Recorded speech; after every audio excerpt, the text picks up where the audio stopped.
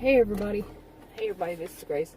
This video I'm going to talk about an older woman named Connie, she's around 70 or so, and she's the type that, like, if you say something that remotely sounds like to her, like you're insulting her, or you've told her she's done wrong, whatever it is, you might not mean it that way, but that's how she takes it, and she goes into what some call that a narcissistic injury, like you've bruised their ego is what we used to call it. And even though you're not intentionally doing that, but they take it that way. And then some say that then they go into a narcissistic rage. I've just used to say fit of rage. And these days people love that word narcissistic.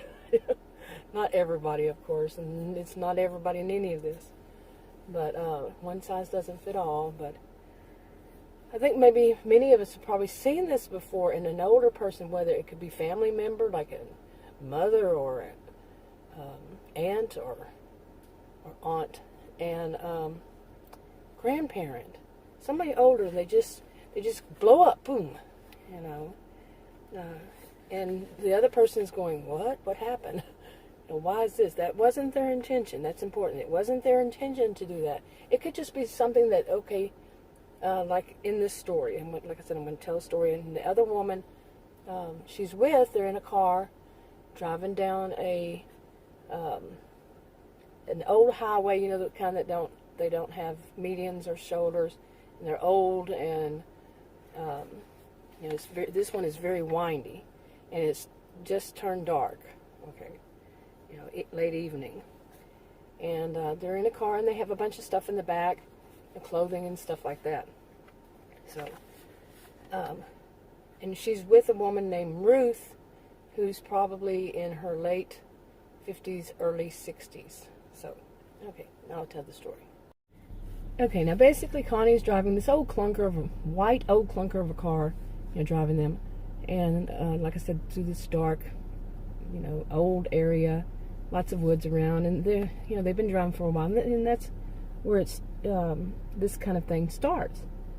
And they were hungry. They were lost, hungry, and they went past. There was a big, huge cafe on that road to the right of the road, and there was a little bit of construction, and then there was a road the only road that you could turn in on, and to go to that restaurant, and it's a street, a road that goes down past it, but you have to turn down there.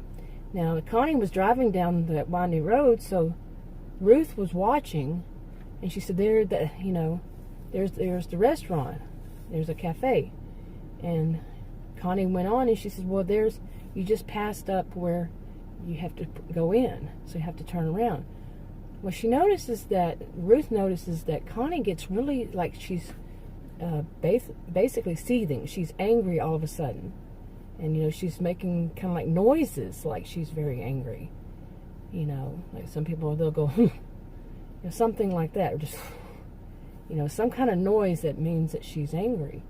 So Connie goes up a little bit, and on the right hand side there's this like gravel place, and some kind of something that was closed, like one of those old, like if you've ever driven in the country and you've seen those old they kind of look like Dairy Queens, but they're smaller, and it's just like family owned.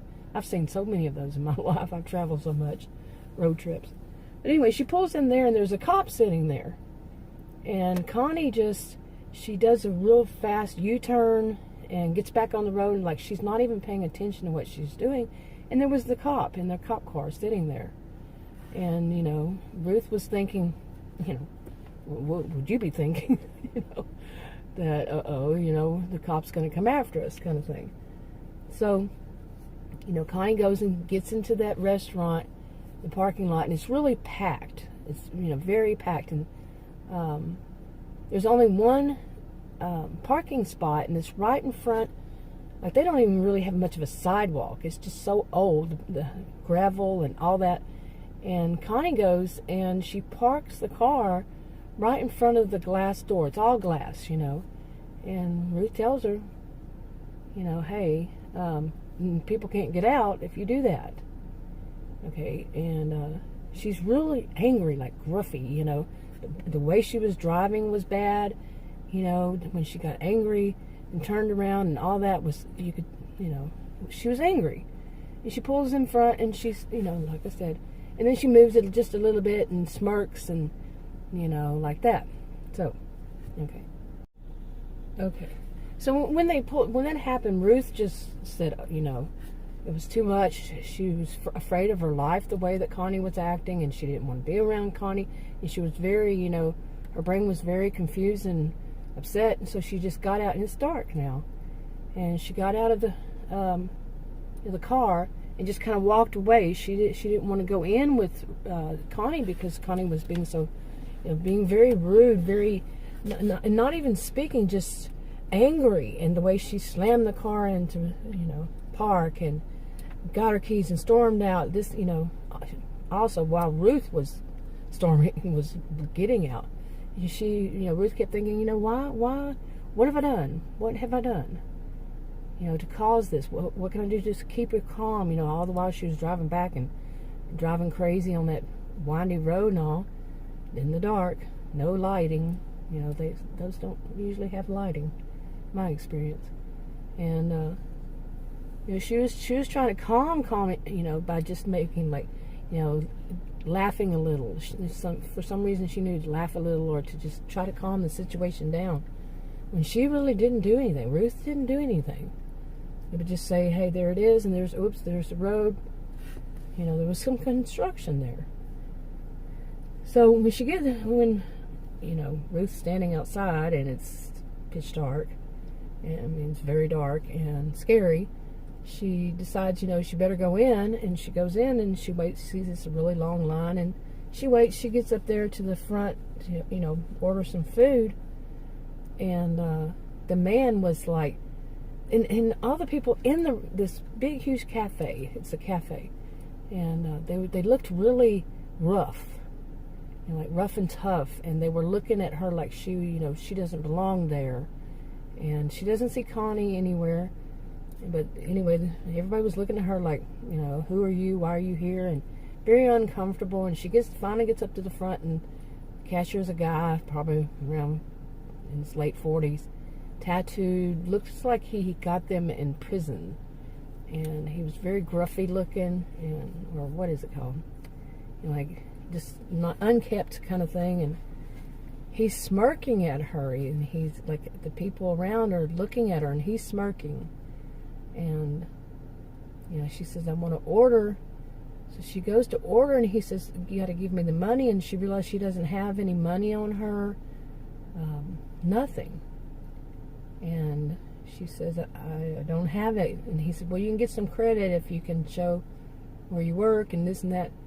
And she said, you know, she's standing there, Ruth, and she's saying, well, I don't work. And then she, you know, the guy starts asking her questions, and she says, you don't understand, I don't have anybody. I don't have any, you know, like, do you have somebody who can co-sign, who we can call, and they'll send the money? You know, it's really strange. But she's saying, you don't realize I don't have anybody. And basically, you would think that the people around were getting angry at her because she was taking too long. You know, other people in line, and the other people kept looking at her and laughing and stuff. And you would think somebody would call the police and say something's wrong with this woman. She's not acting right, and you know, something. But nobody does.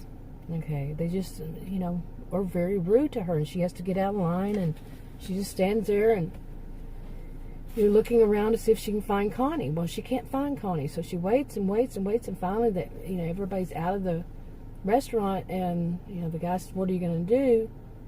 And finally, you know, they call the police. The police come and pick her up. You know, I mean, what would you do? Or call an ambulance, something. Okay, so you know, then you know they finally call the police. Police, you know, it's a town out in the boonies. And the police come and, you know, pick her up. And it was, you know, and then Ruth started thinking, why didn't the police stop Connie in the first place? And when all this started happening, she was driving like that and doing the, you know, crazy U-turn, and And she's telling this to the police, that what had happened. She's telling them, why didn't they stop her the way she was driving? And, she, on that gravel, she was so rough and everything, and shot gravel everywhere because the way she was driving. And, she kept telling the police the story, and they were saying, ma'am, something's wrong with you. She said, no, you need to realize how bad she was, how she was acting, and that you should be more worried about her being out there on the road, or if she's out there, she must be out there on the road driving somewhere. So the car wasn't there anymore, and and then she starts remembering things, and she says, and she's got all my stuff in her car. Anyway, they take her down to the police station. Basically, Connie, Ruth wasn't thinking about all the things that she didn't, that she didn't remember. Okay, she wasn't thinking about that. She was thinking in the moment of being with Connie out there and all that and everything that had happened, that she started to realize she didn't really know who she was. She didn't know who really Connie was and why she was with Connie. All she remembers was that drive, trying to, right then getting into the, trying to get into the restaurant. And her Connie parking like that, and that whole scene. That's all she remembers. She doesn't remember why she would have said she has no body. And she's got a kind of like a form of dementia. I mean, not dementia, but amnesia, maybe mixed with dementia. But amnesia. She just doesn't remember. Why was who is this woman Connie anyway? Imagine how weird that would be. How bad that would be. Yeah. Okay, so the restaurant was closing down, and so the police officers took Ruth, to the police station, and they didn't know what to do. The ones who were there, they had no idea what to do, because they had never had a situation like this, and it was like a real small town, and out in the boonies, like I said. Some people call them podunk towns. I don't know. I've never heard anybody call that. But anyway, so they called the older guy that worked there, and he knew who to call, and it was a former doctor that lived in the next town underneath south of there, and they called that former doctor. He was a retired doctor. And he also worked with what I'm going to leave out the name of the service, but we all know he worked for them, and did some work for them. He helped them, in other words, and he wasn't actually employed with them, but he had helped them over the years, and so forth. So that older cop knew who to call, so they called, and the doctor, he came and got her. Came and got Ruth. And because he recognized it was something, it was either, some form of, like I said, amnesia or dementia going on. So he went and got her, and yeah. But now think about this. If it were you or someone what would you do? What would you think? I mean, how could somebody do that? Abandon somebody. And I actually knew that someone that did this. Okay. And actually did that to my mother. Yes. Who had dementia. She didn't have amnesia, but she did have dementia. And abandoned her. And I had to go get her. So it was in, I'm in Texas. She was in Texas. But where this woman abandoned her was in Louisiana. So I had to go and get her. It was years ago. I just now remember that part. Yeah. But yeah, I mean, I knew somebody who did that, and it was awful. Okay, I don't know. I'm not a lawyer. I don't know all the specifics behind it, but yeah, that could be considered at least one thing, yeah, that I know of. But anyway, my mother knew her. She was her friend. She was actually my mother's friend. And the woman was a little older, and I wasn't living there where they were. They just went on a trip to see that. What is it called? It's in Louisiana. It has the big Christ. What is it called? It's totally, I can't remember. That was a lot of years ago, and many, many years ago. But anyway, they both should not have been driving. My mother had to mention, my mother wasn't driving, the woman was driving, and that woman had, that kind of behavior when she was just, all of a sudden she'd get weird and crazy and, crazy angry. So, yeah. Anyway, why was this on my mind? Well, this is going to be a part of a story. I've been writing stories. It's something else to do to make the days a little bit different. I used to do it in the past on things like storyboards and stuff. But it also was that this was a dream I had last night or this morning. Woke up from it. And I was Ruth. But of course, I'm not the age that this woman, in my dream was, though. Ruth, she was a little older. I'd say around, from thinking about, I was kind of like the outsider looking in, but at the same time the person. You see what I'm saying? Both. The outsider looking at these two women having this situation, but I was also Ruth. Weird. But I'd say like 62 years old. I'm 57, so, yeah. But really weird, and I think sitting out here talking about it, I finally figured out what it was. It was an old memory, kind of like a situation, like I said, a situation I actually saw my mother went through and all that, like I was saying. But maybe it's something that's unresolved, how could somebody do that? Just left her out there, man, and she was about, she was, probably was, say 7 or 8 hours from home, and I was probably, I don't know how many hours away that I had to go drive and get her. And my mother, my goodness, was, alone with dementia. So, I need to probably think about it more, because was she alone, or did the woman just leave there and watch her? But it was a long time ago. Well, I'd say, let's see. It was probably before 2004. Yeah, it had to be before 2004, I think. And I remember driving back, and it was like in the middle of, maybe real early, 5 o'clock or something, that I had to leave to go. And I remember driving on the way back, and some people were speeding, and they were racing down the highway, across the highway. It was, it wasn't a good drive there, and it wasn't a good drive back, and all that was going on. But, yeah, when you think about it, and some of these people, some people question, when somebody who's narcissistic, that's what some call it, when they get older, do they change? Do they stop being so hateful or whatever? I don't think so. I think that some of them might, it just depends. I think those with more of like borderline personality disorder, I could be wrong about this, but I think that as they age, they do improve some. But people who are more narcissistic and that kind of have those fits of rage, I don't think that they do.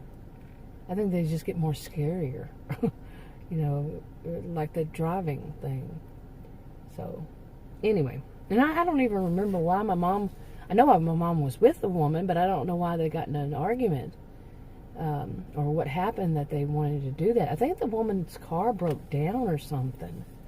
Man, that was so long ago. And then she had somebody pick her up and left my mother. I don't remember, really. I could be making all that up. But anyway, I'm going to add this to the story I've been writing and go from there. That part, that was a dream, like I said, more like a nightmare. But the part I'm talking about my mother was real. So, my mother passed about 7 years ago. So, anyway, that's enough of this for now. I'll talk to you on another video.